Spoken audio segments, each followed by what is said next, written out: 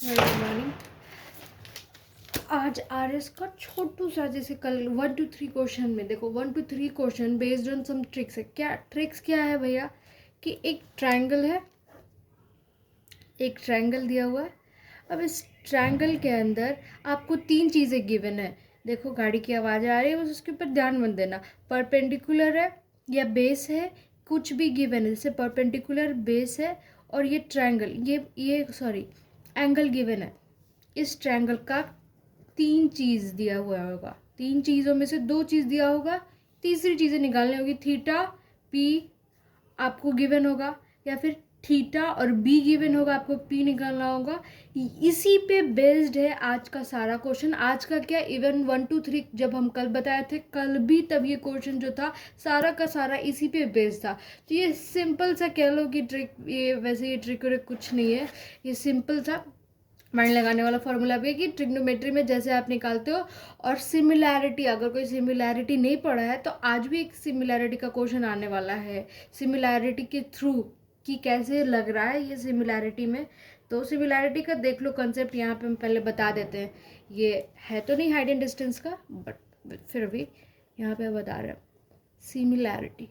देखो अब सिमिलैरिटी में होता क्या बच्चा, कि अगर कोई ट्रायंगल हम सिमिलर ले लिए, ये बड़ा है, ठीक है, बड़ा ट्रायंगल है। किसके कंपैरिजन में दीदी आप बड़ा कह रही? इसके कंपैरिजन में बड़ा है ना, इसके इसके कंपैरिजन में ये बड़ा है। तो इसका साइड का ratio, the ratio of this sides is proportional to ratio of this sides.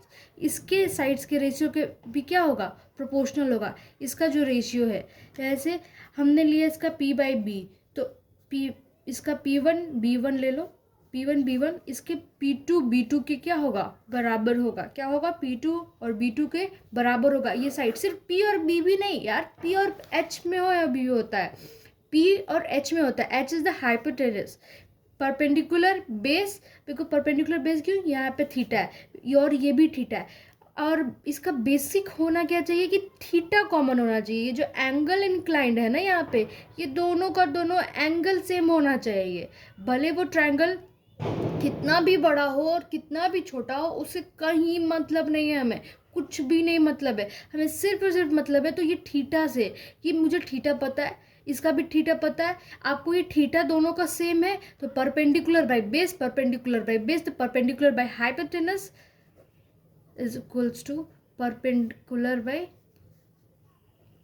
Hypotenuse भी हो सकता है, base by hypotenuse is equals to base by hypotenuse भी हो सकता है। ये सारे रेशियो सेम हो सकते हैं। और इसी रेशियोज को p/b को क्या कहते हैं भैया, टेन थीटा।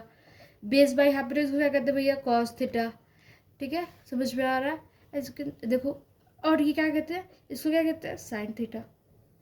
तो ये थोड़ी सी चीज़ें हैं, आपको दिमाग में दौड़ानी है। सिमिलैरिटी होता क्या है, फिर से अगर नहीं समझ में आया है तो फिर से समझो कि ये थीटा बस सेम होना चाहिए इन दोनों ट्रायंगल में। बिकॉज आप सोचो कि 2 चीज़, अगर इसका थीटा सेम है, अगर ये ट्रायंगल बड़ा भी हो, देखो ये मैंने 2 ट्रायंगल ऐसे दिया और 3, ये समझ लो ये 3 ट्रायंगल है, 3 ट्रायंगल का फॉर्मेशन हो रहा है। और 3 ट्रायंगल के फॉर्मेशन की वजह से, 3 साइड्स के वजह से ट्रायंगल का फॉर्मेशन हो रहा है इस तरीके का। तो अब ये ट्रायंगल आप बड़े से बड़े बिल्डिंग को भी कंपेयर कर सकते हो, या बड़े से बड़ी चीज़ को भी लेकर के इसे कंपेयर कर सकते हो। अगर वो सिमिलर सिमिलर एंगल पे वो भी इंक्लाइंड है, अगर वो इंक्लिनेशन उतना ही है, तो उस साइड का रेशियो क्या होगा, बराबर होगा। सिंपली यही वाला कंसेप्ट आज भी हम लोग यूज़ करेंगे और कल भी किए थे यूज। ठीक है, so yes, let's get started from the question number 4। Question number 4 क्या कह रहा है, अ ladder 15 metre long.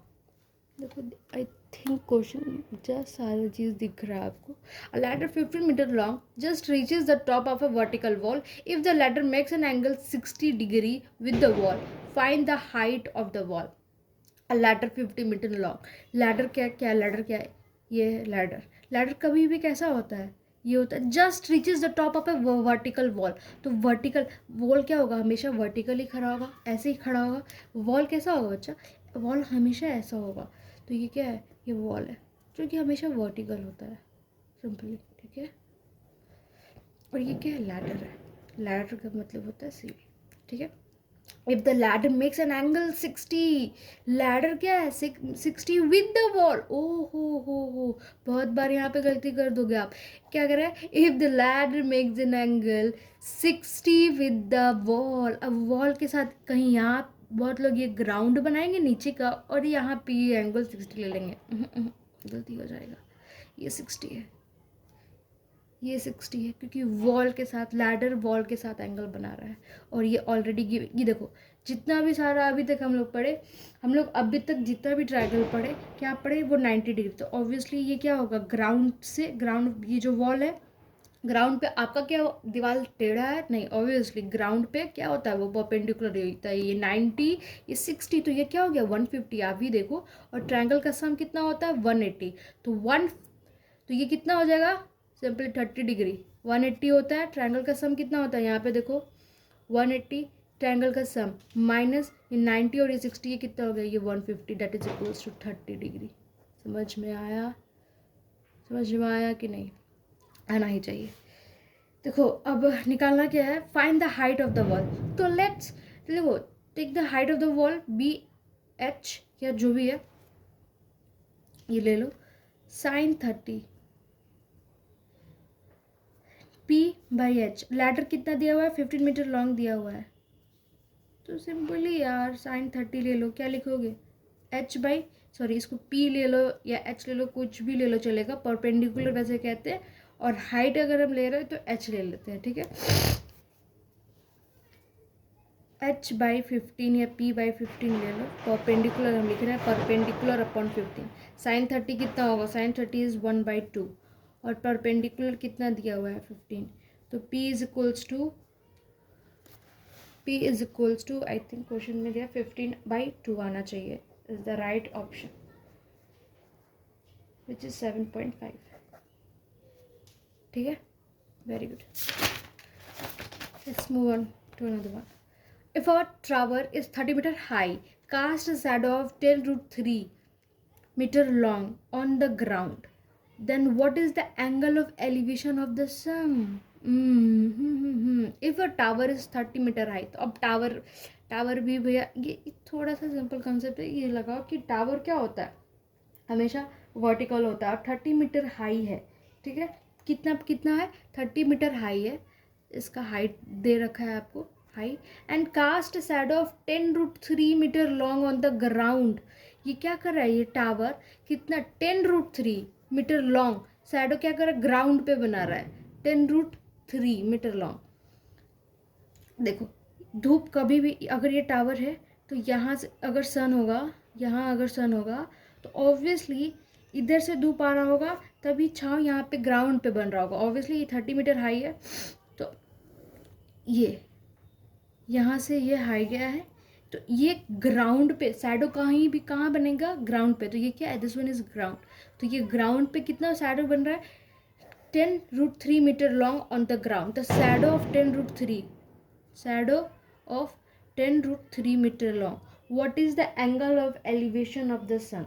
Angle of elevation, अब देखो भाई यहाँ पे दो साइड दे दिया, अब यहाँ पे जो हम बताए थे, अब यहाँ पे दो साइड दे दिया, ये p/b में ट्रिक में देखो, ट्रिक में ये क्या, अब दोनों साइड भी दे सकता है और एंगल भी आपसे पूछ सकता है। p/b दे दिया है, जैसे 1/2 आया, अब 1/√3 आया, तो ये क्या हो जाएगा, सोचो 1/√3 आने के बाद ये कितना हो जाएगा, 30 डिग्री। सिर्फ √3 आएगा तो कितना होगा, ये 60 डिग्री, ठीक है। 1 आएगा तो क्या होगा, ये 45 डिग्री, अगर tan थीटा ले रहे हो तो तब, ठीक है।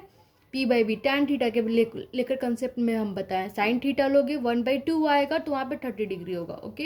एंड आई थिंक ये दिख रहा है क्यों, लेकिन जूम होने के बाद ऐसे ब्लर हो रहा है, व्हाटएवर।